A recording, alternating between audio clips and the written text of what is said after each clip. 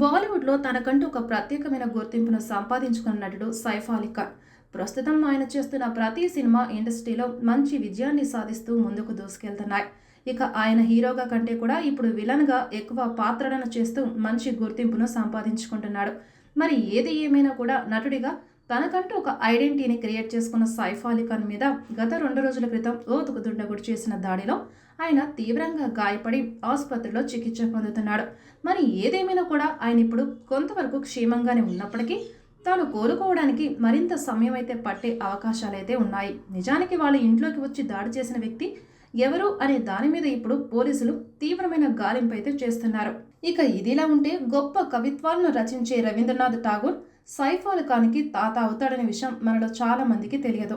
ఇక సైఫ్ అలీ ఖాన్ ఫాదర్ అయిన Mysore Ali the great poetry రచయిత అయిన రవీంద్రనాథ్ ఠాగూర్ మనవరాలు, అలాగే బాలీవుడ్ హీరోయిన్ అయిన షర్మిలా ఠాగూర్ని పెళ్లి చేసుకున్నాడు. అయితే వీళ్ళిద్దరూ అప్పట్లోనే కొన్నాళ్ళ పాటు లవ్ చేసుకొని ఆ తర్వాత మ్యారేజ్ చేసుకోవడం విశేషం. దాంతో వీళ్ళకి సైఫ్ అలీ ఖాన్ జన్మించాడు. తద్వారా రవీంద్రనాథ్ ఠాగూర్ కూడా సైఫ్ అలీ ఖాన్కి తాత అవుతాడు.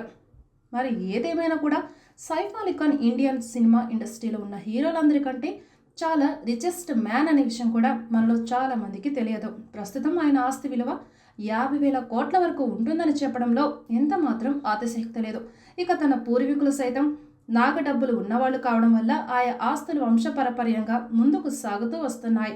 ఇక మొత్తానికైతే సైఫ్ అలీ ఖాన్ అడపాదడపా సినిమాలు చేస్తూ బిజినెస్లను కూడా కొనసాగిస్తూ ముందుకు సాగుతున్నాడు. ప్రస్తుతం లీలావతి హాస్పిటల్లో ట్రీట్మెంట్ తీసుకుంటున్న సైఫ్ అలీ ఖాన్ వీలైనంత తొందరగా కోలుకొని మరిన్ని సినిమాలు చేస్తూ ప్రేక్షకులను అలరించాలని కోరుకుందాం.